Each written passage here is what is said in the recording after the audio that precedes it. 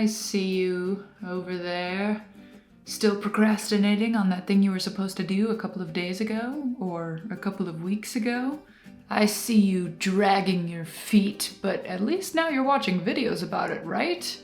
You know, actually, that's true. The cure to procrastination starts with acknowledging that you're procrastinating in the first place. At least you're no longer procrastinating on addressing your procrastination. And since you have already shown so much initiative, I can guarantee you that there's at least a 50% chance that by the time this video is over, you will begin, at least, to address your procrastination. Here's the summary. The cure for procrastination is actually in reframing your thinking. I'm not going to try to motivate you into action. I'm going to try to prove to you that the way that you're thinking about things is in the wrong perspective. The idea here is that if you address the thoughts that you're having, your behaviors will follow. But you really need to be honest with yourself about this, and you really need to do the physical task that I'm about to ask you to do. First things first, you gotta grab a notebook and something to write with. If you don't have a notebook, you can use 2 pieces of paper, but I would not recommend you use any kind of digital device. Of course, you're probably watching this on a laptop or a phone or a tablet, but you can keep this off to the side.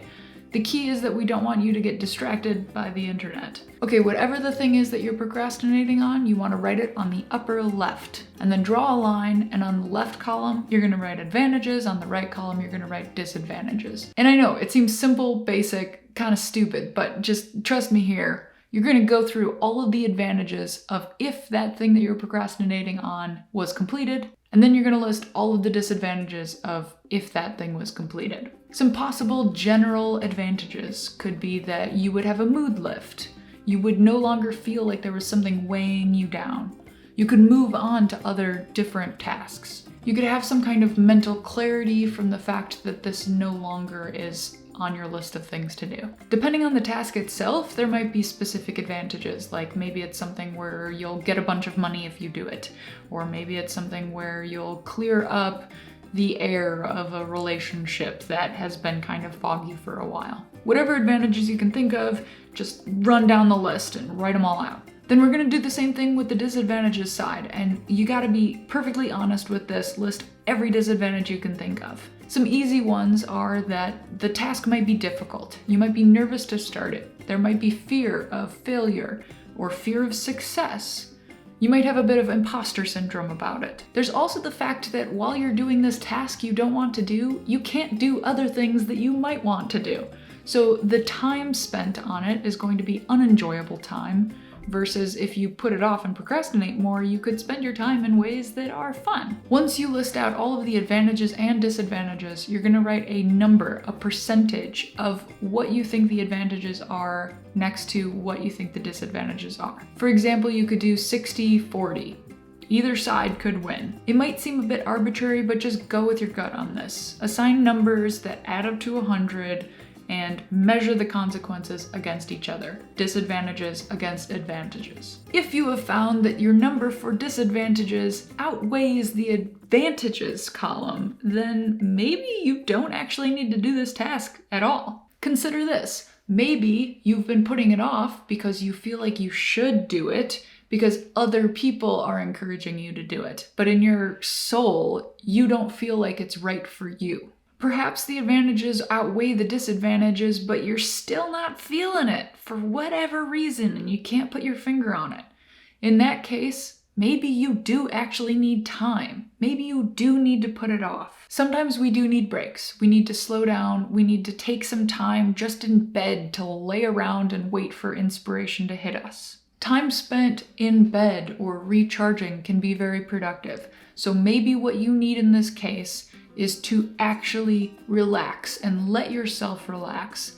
And in a day or two, you might actually feel like you're now ready to tackle that task. Now, if you are self-sabotaging, and this can manifest as imposter syndrome, fear of failure, fear of success, or paralyzing perfectionism, you might feel like you actually don't deserve whatever it is that you're trying to get out of this. You might feel like your self-worth is not there. You might be avoiding opportunities on purpose because you're choosing to be self-destructive. In that case, I would pose the question to you: what would happen if you actually suddenly felt worthy? If you suddenly deserved everything? What would happen? What's the worst thing that would happen? This might bring up some fears in you, but in my experience and from what I've read and heard from other people, the only way truly to get past your fears is through exposure, which I know is not what anyone wants to hear. The only way to figure out that you won't actually fall on your face and die if you do this task is to try a little bit of the task and realize that you didn't fall on your face and die. Something that's been really helpful to me is to realize while I'm procrastinating, I feel shameful. I feel hatred for myself for the fact that I'm procrastinating. And those feelings are not tied to the task. They're tied to the not doing of the task. There is a 100% chance, if you feel shame and humiliation for putting off a task, that you will continue to feel that way if you continue putting off the task. Do you want to continue to feel that way 100%? Or have the possibility that you wouldn't feel that way anymore? So once you determine that the task does actually need to get done by looking at these consequence numbers at the bottom of your page, you need to realize that some level of action is required to spark motivation, which sparks further action. The motivation doesn't come first though. A little bit of action comes first. Hopefully by now you've decided whether or not this task is actually meant to be moved forward. If you actually want this thing to be completed. So now we're going to use the second piece of paper to make a plan for completion. You're again going to divide this into two and write advantages and disadvantages, but this is going to be the advantages of getting started on this task today, this very day, within the next 24 hours. You're going to do the same thing that you did before, but it's all going to be today. Advantages of getting started on it today, disadvantages of getting started on it today, and then at the bottom, again, divide the 100% by what you think advantages versus disadvantages. Now, I'm not saying you need to complete the task today. Just get started on it. If you have found that there are still more advantages than disadvantages, and your consequences scale is still skewed towards the advantages, then at the bottom of this piece of paper, you're going to write down a time. The time when you will start. Did you do it? Did you write down a time? Even if it's just 5 or 15 minutes of working on this task, you need to start today on it, and you need to write down a time. Did you write down a time? As I said in the beginning of this video, it's not going to work unless you actually commit yourself to it. So write down a time. Did you write down a time? Have you written down a time yet? I would go even further as to set an alarm for that time. And so starting today, you're going to chip away at that task. You don't need to sit down for a long period of time. You just need to start today and do a small portion. Over a period of weeks, it will be done. And then look at all the advantages that you will have. Now, as I said in the beginning, it's probably 50% chance that this is actually going to help you a lot. It has helped me for certain things, but you might also need more professional help than I can definitely provide. This entire exercise is based on the Feeling Good Handbook by David Burns. He is actually a doctor. I do not have any kind of medical experience.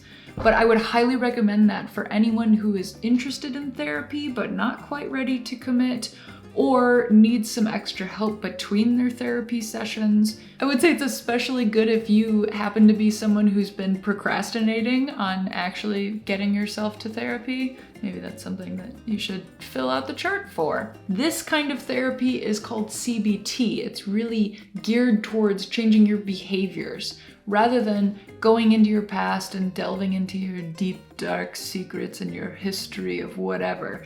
This just focuses on what you can do now, some exercises you can do now to change the way that you're thinking now and help your behaviors get you to a place that's a bit more comfortable. You can change the way you feel by changing the way that you think. I know this has been helpful for me in the past. I hope it helps somebody else out there. Till next time.